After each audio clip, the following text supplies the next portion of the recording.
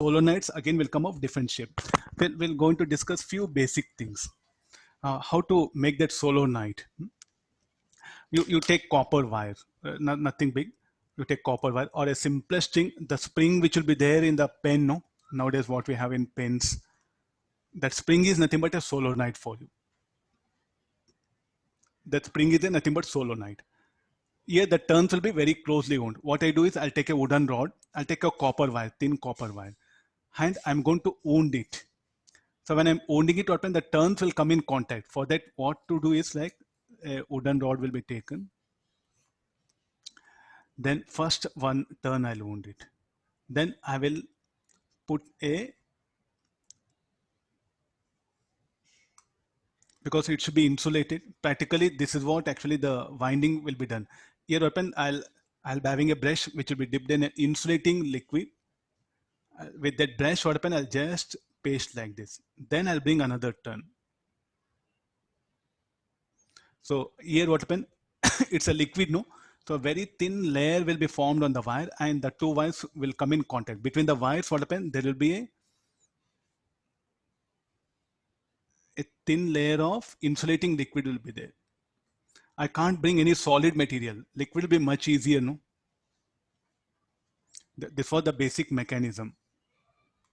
I think they may test you with, because based on the lab, even in lab also, we are going to work out a solenoid one experiment. So definitely they may test you with this one. So this is what happens here.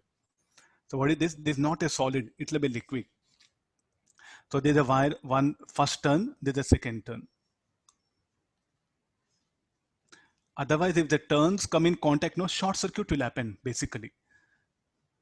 Between turns, what happens? There'll be a thin layer. So that layer is not a solid. So what I do is, first I'll own one turn. You can take one finger, clear this, take cotton thread, put one turn. Then you apply water or some any color liquid. Then put another turn very close to it, almost they're in contact. But between them, what happen? There's a liquid what it is being put. So in this way, what will happen? The turns will be insulated and they're brought in contact literally. Here in the diagram, it's visible, but practical happen, they are in contact. They are in contact here. So how closely they are wound, a better will. Otherwise, what is the reason? If the gap between the turns is there, no, from here open, the field will escape it out. Leakage of flux will occur. This should not happen. So there's a method. That's why you can see the turns. I'm not showing any gap. I'm not showing gap. All this description is missed in books. The reason that student will go to the lab and he will hold one solenoid and he'll come to know. There's no necessity to describe in depth in the textbooks. That's what they felt like that. That's why no description is there. But in exam, this is missing in textbook. So definitely they'll ask you. So turn to turn, there's no gap is there. What actually between them? An insulating liquid will be present.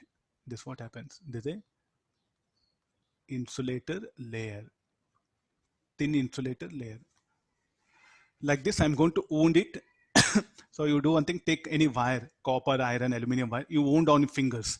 You wound in such a way that almost the turns are in contact. Take it out. It become like a spring, no? That spring is nothing but a solenoid. The spring, what in mechanics you call spring, no? The same spring, if it can carry current, it becomes solenoid. So how to represent that? So there's a 3D diagram. So current here will enter. So you can show that one, and current can come either way, no? Either way. So therefore, current clockwise, current entering the solenoid, anti-clockwise, they'll mention. So based on that, you are supposed to assume the diagram. Clear this. So then, how to represent a solenoid? This is about the physical diagram. Let it be there. It will be useful for you. This is the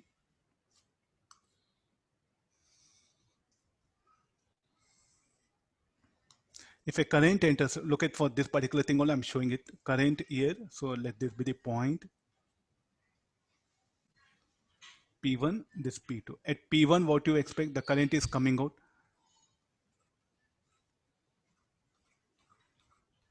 There's a physical, there's a electrical circuit.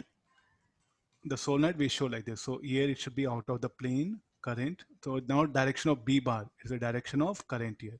And what about current? These are into the plane.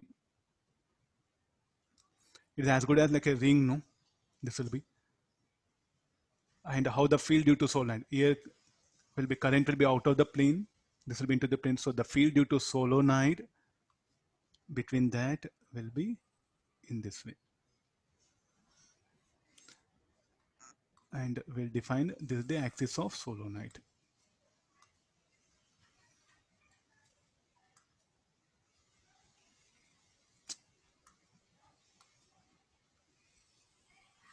This will be the field between the solenoid. So how the structure of solenoid, the volume of solenoid, shall I say cylindrical? A very important device. What all we say magnetic devices, no? It's nothing but a solenoid. How we have electrostatic capacitor in current density, the resistor. For the magnetic fields to deal with the magnetic field, we need a device called as a solenoid here. So these are the lines of force and this is the axis of solenoid. This solenoid, it will have a length. This will have a length of solenoid called small l. Then we define a radius.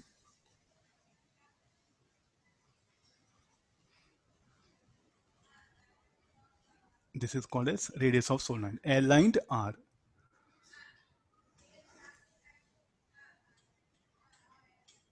So this having a radius 2r, the physical length L, this one. And now the current can enter in anti-clockwise, no, through a solenoid in the same diagram. The current can enter anti-clock, current can come out. So how to represent another the same solenoid?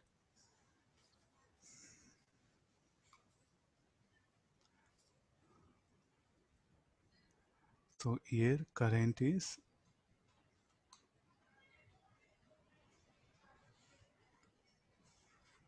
this is actually the diagram what it will be. So here current is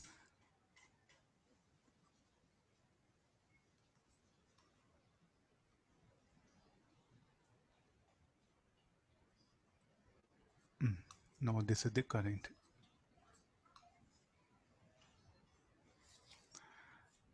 So if you stand here, then what you see current is in clockwise, no? If the current is anti-clockwise, the same spring, you draw it.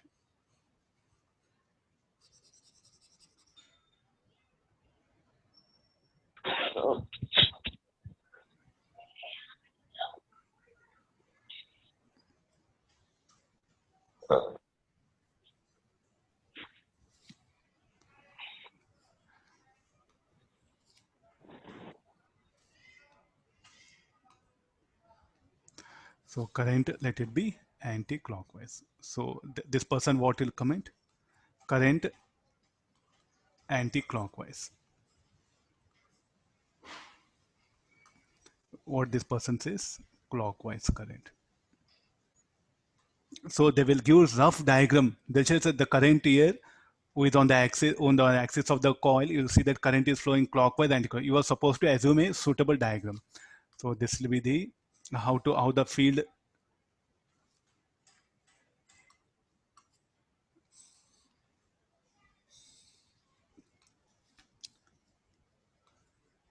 So this should be the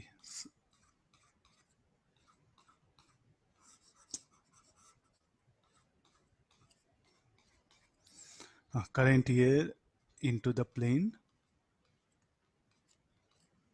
Here will be out of the plane. How the lines of the same what we drew earlier.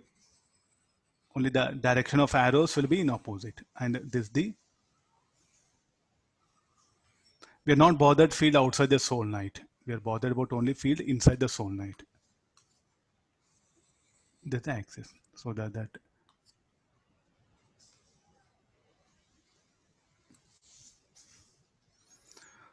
okay, so that the direction of B bar current like a clockwise in the helix, anti-clockwise in the helix. They don't give in detailed diagram. You are supposed to make assumption. Just what they explain. With that, you're supposed to assume that okay, this is what happens, and you have to proceed into the problem. And now we have to find out the field on the axis of a solenoid. How much will be the field on the axis of a solenoid? This is our condition. I'll write it here. Now, shall we assume that it's made up of rings? And for this solenoid, what is very important? Number of turns, no? Let n be the number of turns here. Then is having a length. So I'll define quantity called as number of turns per unit length. So what this should be equal to? Total number of turns by length of solenoid. Length of the solenoid means not length of the wire used to make solenoid. The physical length or the length of the cylinder. And then so usually what happens, a solenoid is more powerful if it is having the ratio of in a given small length, if it is having more turns, then it's said to be more powerful or it produces more field. Let's go for calculation of field due to solenoid.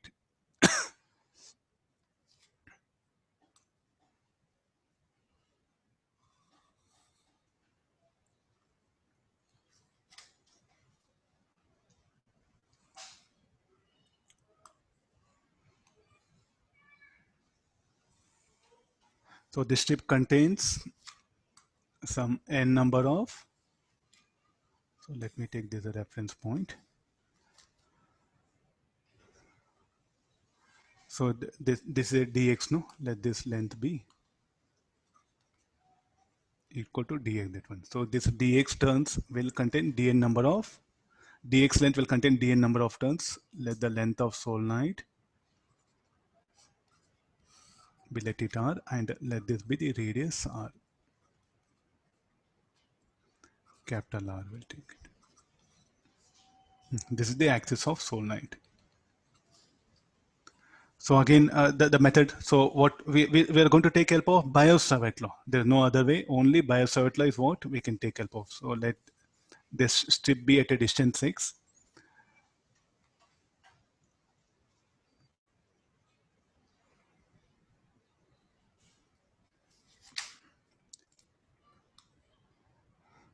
Let this be theta d theta. Let's write the equation for Biot-Savart law. dB bar, where we are calculating at point O. dB bar at point O. dB bar is equal to mu naught. How many turns? dn number of turns are in length of dx into I. What we are doing actually, what formula we should apply? Ring. The ring you have to assume, not the Biot-Savart law. I said using Biot-Savart law, again you can assume a small two equal and opposite elements, find out. So instead of all that, what when already we know what it's like a ring, no? So you call this yellow color strip as elemental ring. Elemental ring of dn turns. I think it's over. So what is the formula for the ring? Mu naught dn I, radius is what? R square by 2 r square plus x square. What is x? We have defined it. What is our radius of solenoid? So let me define the ends now. So the ends,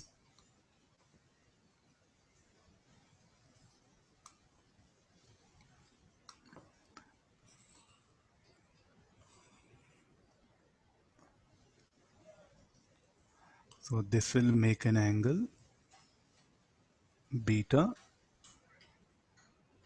This angle is alpha. Alpha beta I'll measure with respect to this line. This is what? Theta equal to 0 degree line. Tan theta, what we can write? X by r.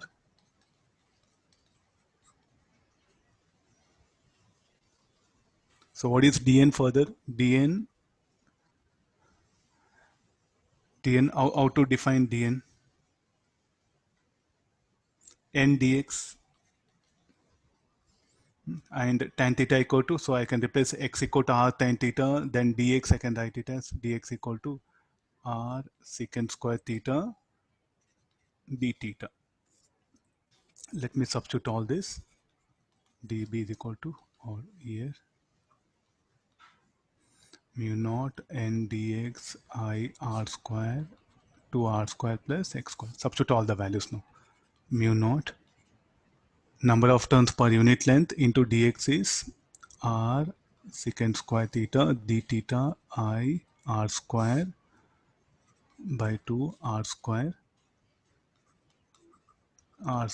tan square theta to the power of 3 by 2. No, it is.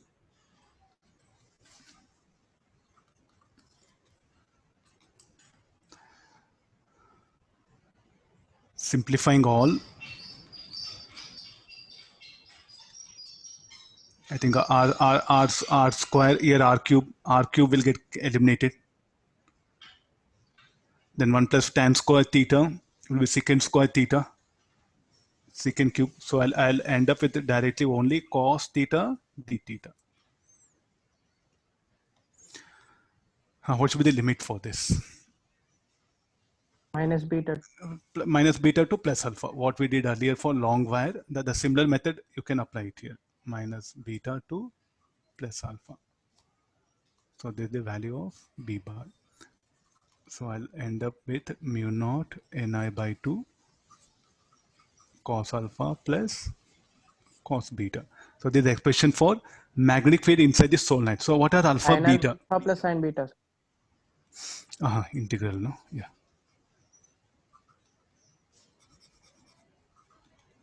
What are alpha, beta? Where we have found out this, the field on the axis, no? Can we modify this for any point or only on the axis we can find out here?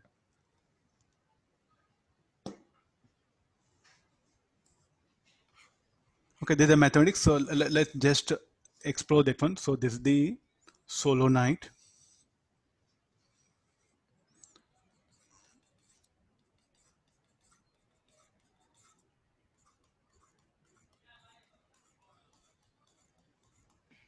Now I want to find out the field at this particular point.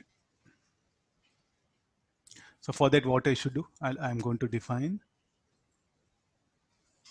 the alpha and beta like this. To define that alpha beta, what is needed? So we have to, there's a vertical line, I'll take it. So here, what is alpha? Alpha is what? This one, no? And beta is this one. And this need not be axis. Huh? This dotted line need not be axis. So if I know this distance, y1, and if I know this x1, and I know length of the solenoid, I know L minus x, or L minus x1. So this is at point P1.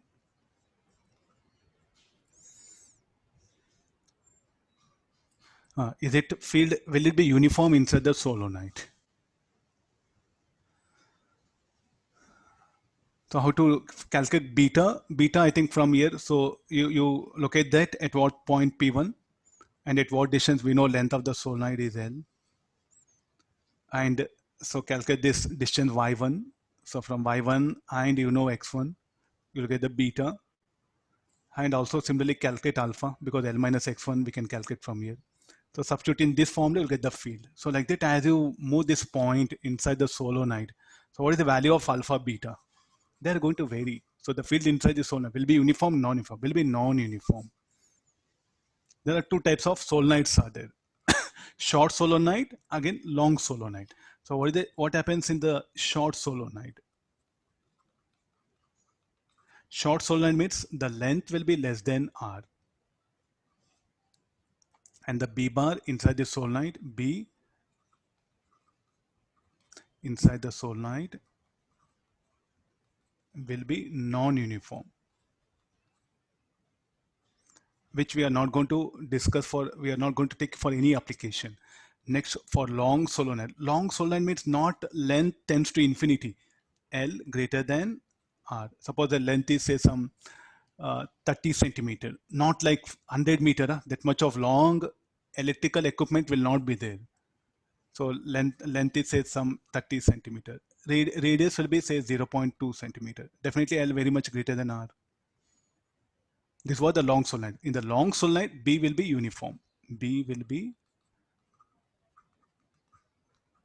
uniform at the nearby center of at this nearby will be uniform. Nearby center of solenoid.